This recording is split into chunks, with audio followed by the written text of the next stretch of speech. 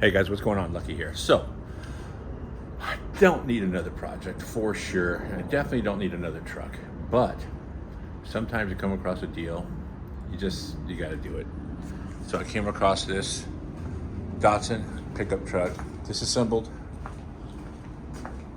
Gentleman's been using it as sort of a time saver. Just took it all apart, working on it a little bit at a time. Tried to talk him out of the Mustang, not going to happen.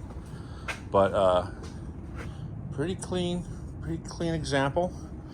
As in, it's got probably crazy high mileage on it, but none of the rust goes all the way through. All the parts are here. It was running and driving when it came in, so I'm going to be making it run and drive, make some videos of it, and going together. He's got box after box after box. This was completely full and stashed in the front of his garage. We dug it out just now. Found other parts, the balance and stuff like that. We're gonna put it on the back of the truck and fill it up. And then I'll drag it out there to the trailer, put it on the trailer, take it to the shop. And then that's where you will watch this happen. Be right back. Okay, me and Pete just got it loaded up. Hey, it fits. How crazy is that? Put the bed on there, and I'm not gonna lie, I did buy a truck not too long ago, my C10, and it was the same scenario. The thing was completely disassembled, been sitting in the yard for years, right? Yeah. Been here for years? Yeah. My C10 was the same thing over my other buddies. Actually, he's in Hawthorne. He's just a few blocks from here. Really? The last truck I bought. Right. And we went there and we put the whole thing together in his driveway and then filled the truck up with all the extra parts. Awesome. We just did the same thing again. Nice. Cool. So, yeah, let me strap it down. We'll get this to the spot. You got one, keep on trucking. I saw that mud flap. I might hang that on the wall in the shop. Yeah, you don't see many of those, man. Yeah. That's classic. Keep on trucking. Look at that big old foot right there. Yeah. Right on. Okay, Pete. Well, thank you very much, buddy. Okay, man. I appreciate it. Alrighty. All right, let me get this thing strapped down with my max straps, and then get this thing back over to the shop. I think it's like the best part when you buy stuff. You get to wash it, clean it all up. I see some quick, easy welding I'm gonna do, and then start throwing parts at this thing. And let me know in the comments what engine you think I should put in this thing, because it has a stock motor. We don't leave anything stock. I'm not gonna LS swap it. I'm gonna do an import build. So let's figure out something cool to put in here. See you at the shop.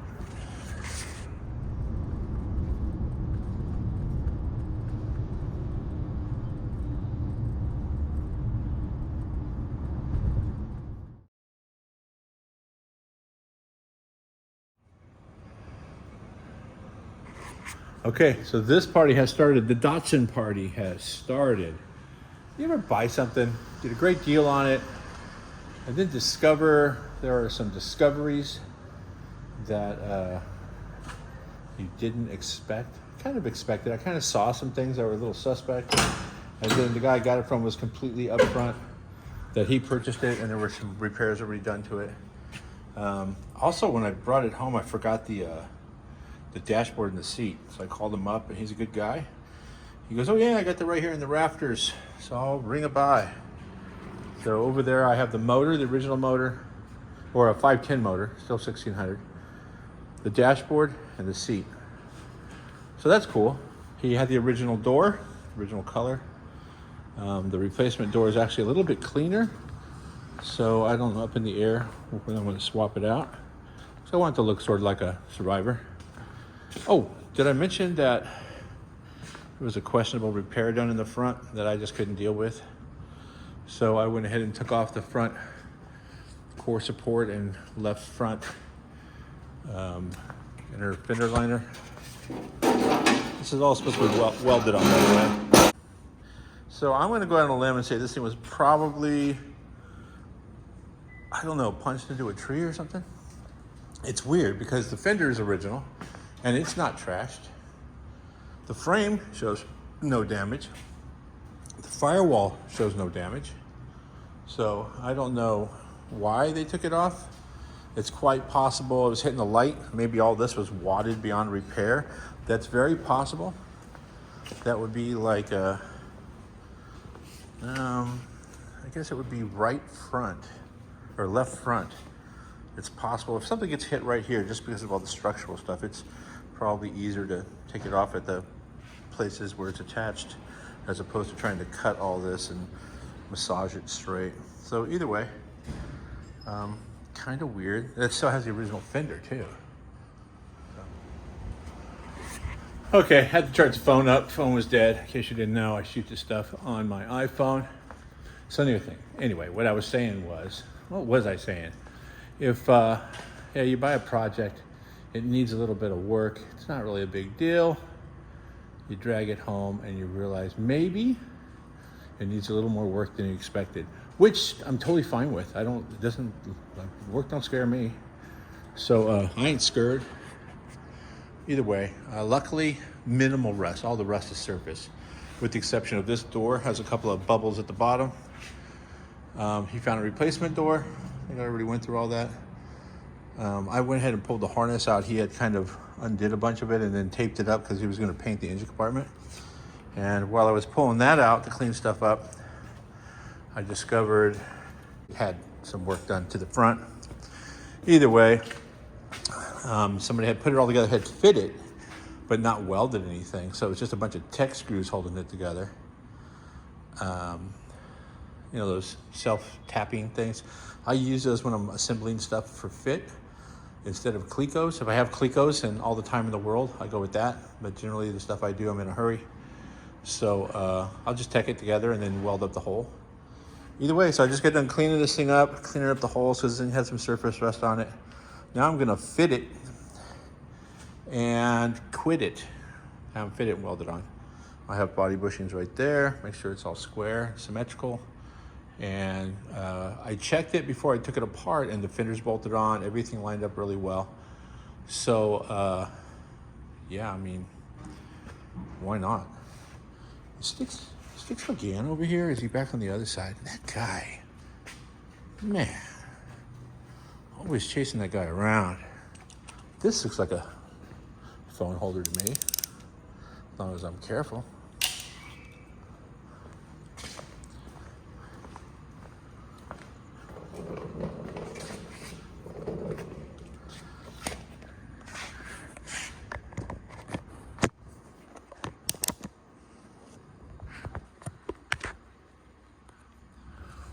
Looks good to me.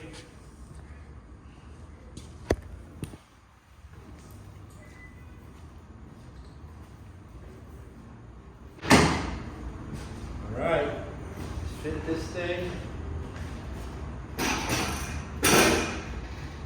One of the good things about this is that side is in perfect condition. So I'm going to tap something up here. I'm going to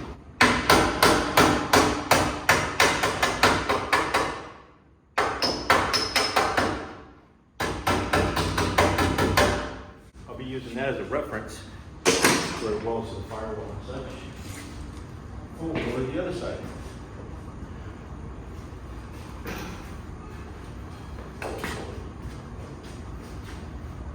This goes on.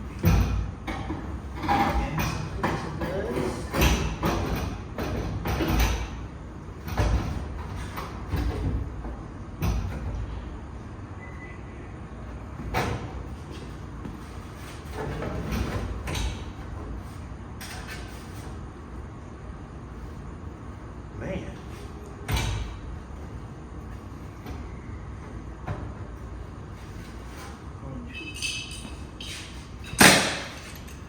Some of these extended clamps here. Start with the obvious. Know that this goes up. Right about there.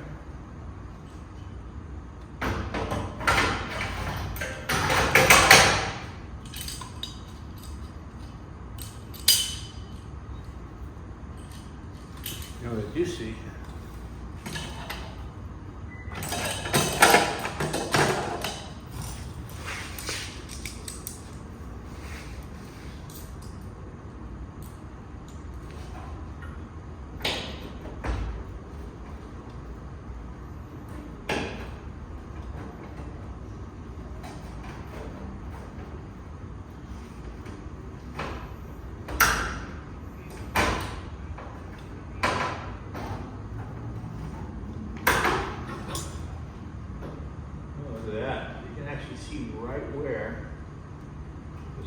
used to be, where the weld used to be. About that.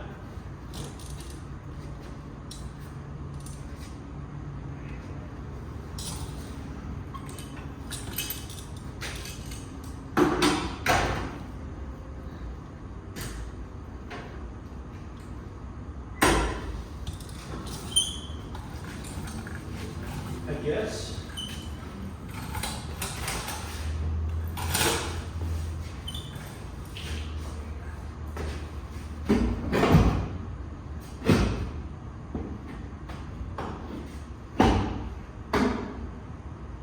Look at that, son. See what it is. It really goes down.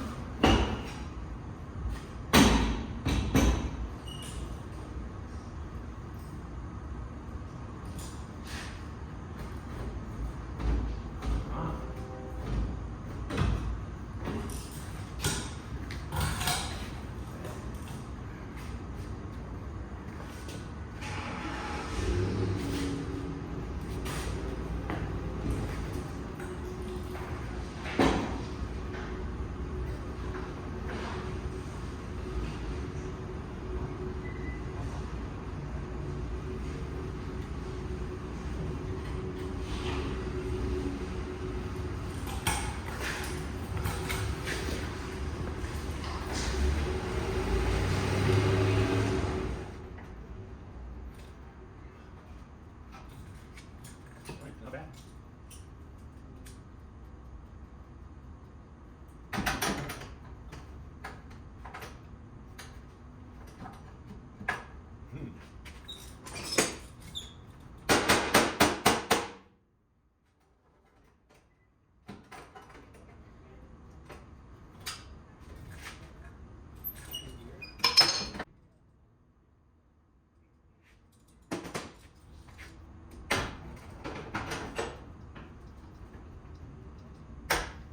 That's the one.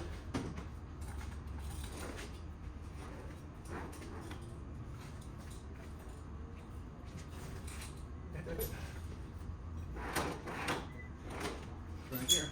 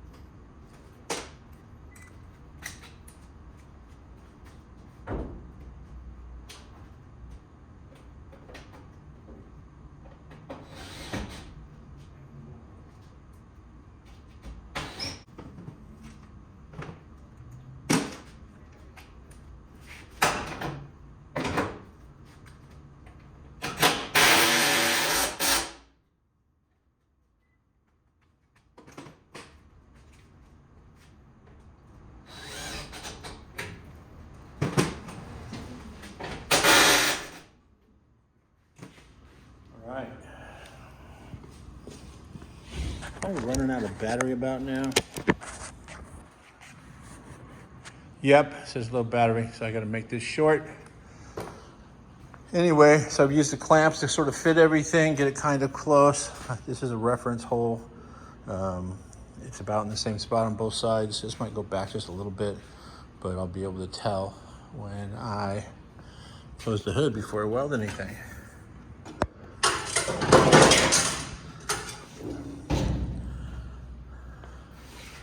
So reference-wise, I'm looking at the line in the back here is not terrible.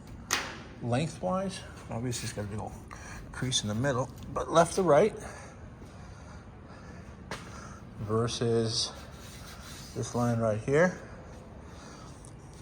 If you're ever lining up a front end, that's where you start right there because you can't really move that stuff. So you get the hood on square, make the front, sure the front end square. It looks like front end looks to be over that way a little bit. luckily, I can move it pretty easily, just like that.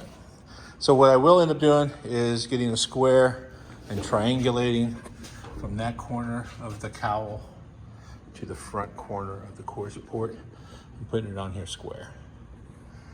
Battery alert. So that's it. Let me charge this battery and I'll be back.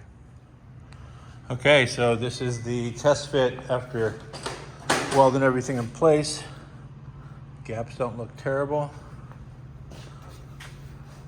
This hood is garbage, but the gaps look good.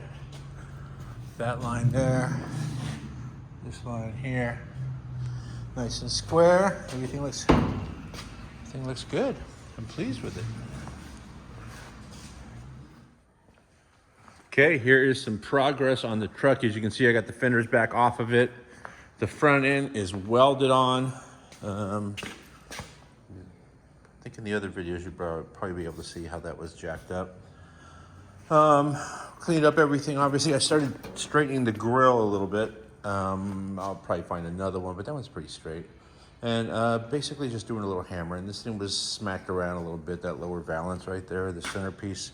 Got some waves in it. Kind of massaging that out.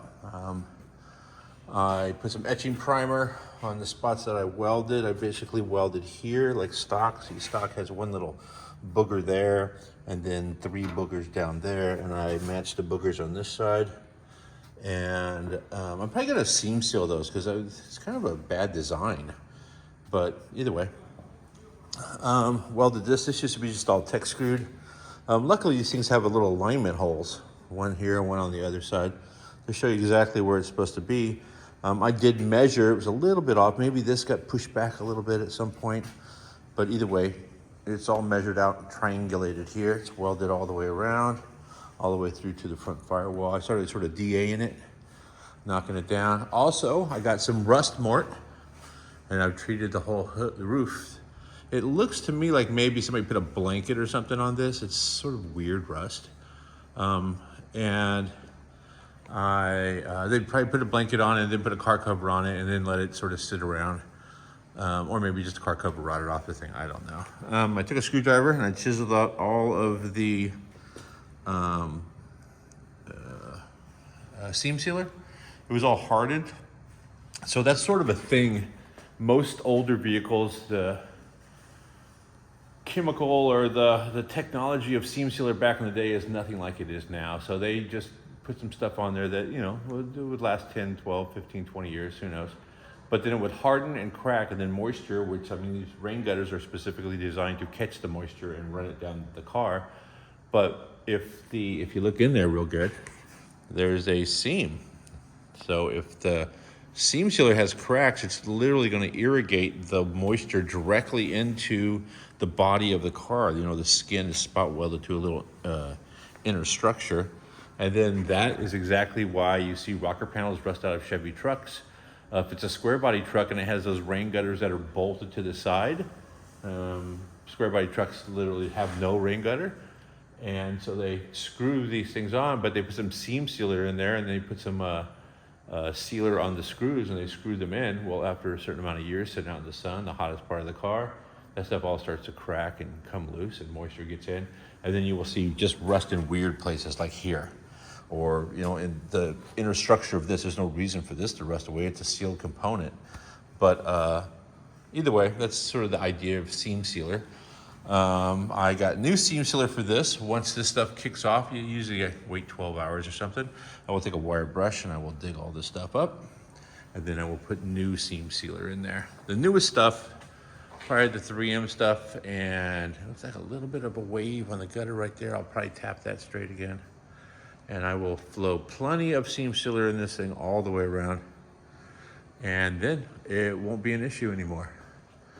After this stuff's all converted, I'll be able to sand it down, prep it. I saw a couple of little dents on the other side, knock those out, and then I will high build primer, block that out. It'll be good as new. Other than that, there's almost no rust. It's just a bunch of surface stuff on here. I am looking for a hood. This hood, I think, has too many people have stood on that hood. But either way, fenders are clean.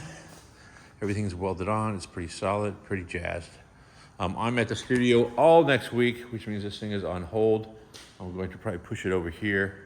I'm only going to work on it on my free time because I have other projects in here that need to get caught up on.